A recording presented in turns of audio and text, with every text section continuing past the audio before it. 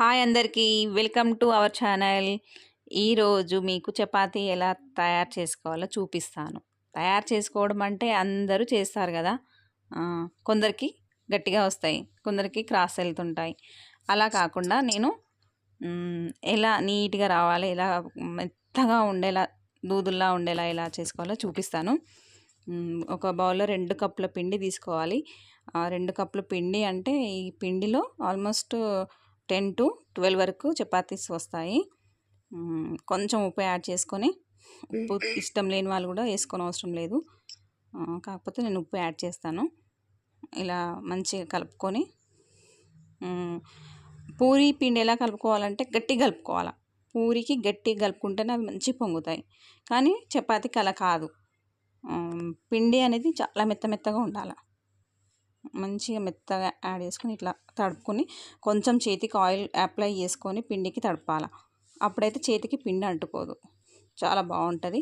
ఇలా తడుపుకున్న పిండిని 10-15 నిమిషాలు అలా నానబెట్టుకున్న తర్వాత మళ్ళీ చపాతీ చేసుకోవడం స్టార్ట్ చేయాలి.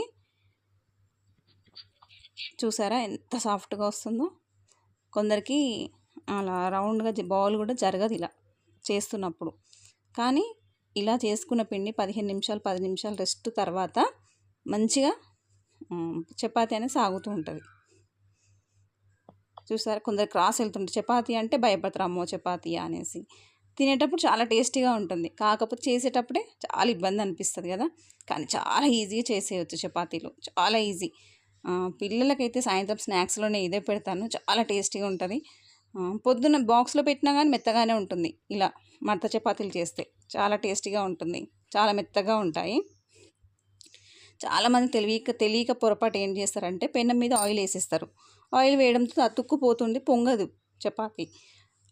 అలా వేయకుండా చపాతీని పెనం మీద వేసిన తర్వాత అటు ఇటు తిప్పిన తర్వాత కొంచెం ఆయిల్ అప్లై చేస్తే అది చాలా మంచి పొంగుతుంది.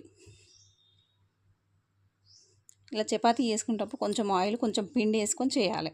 సమోసా టైప్ చేసుకున్న తర్వాత దాన్ని మంచిగా చేసుకోవచ్చు, చాలా మంచి పొంగుతాయి. చూడండి, ఇలా 2 వైపులు తిప్పిన తర్వాత ఎంత మంచి పొంగుతుందో చపాతీ.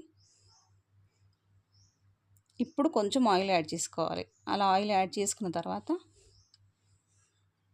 తిప్పాలి. ఫస్ట్ చాలామంది తెలియక ఆయిల్ వేసేస్తూ ఉంటారు, పొగ వచ్చేస్తూ ఉంటుంది ఇంట్లో చపాతీలు చేస్తే. కానీ దీనికి ఎలా పొగ రాదు, గట్టిగా రావు, చాలా సాఫ్ట్గా మెత్తగా చాలా టేస్టీగా ఉంటాయి. మీరు కూడా ట్రై చేయండి. చాలామంది ఇబ్బంది పడతారు, అమ్మో చపాతీ గట్టిగా వస్తాయేమో, సాయంత్రం వరకు అంటే అప్పుడే చేసుకుని అప్పుడే తినాలనుకుంటారు. కానీ దీనికి అలా అవసరం లేదు, పొద్దున్న చేసుకున్న సాయంత్రం వరకు చాలా మెత్తగా ఉంటాయి. పిల్లలకి హనీతో ఇవ్వచ్చు. మా పిల్లలకి సాయంత్రం స్నాక్స్ లాగా చపాతీ మీద హనీ పెట్టేసి ఇచ్చేస్తాను. కానీ ఈరోజు మా ఇంట్లో మటన్ కర్రీ ఉంది.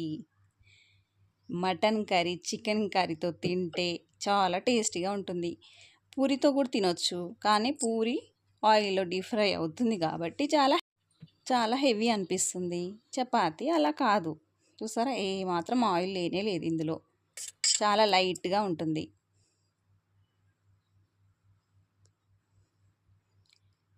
చూసారా ఎంత పూరీలు పొంగినట్టు పొంగుతున్నాయి చపాతీలు. మా వారికి, మా పిల్లలకి ఈ చపాతీలు అంటే చాలా ఇష్టం, చాలా ఇష్టంగా తింటారు.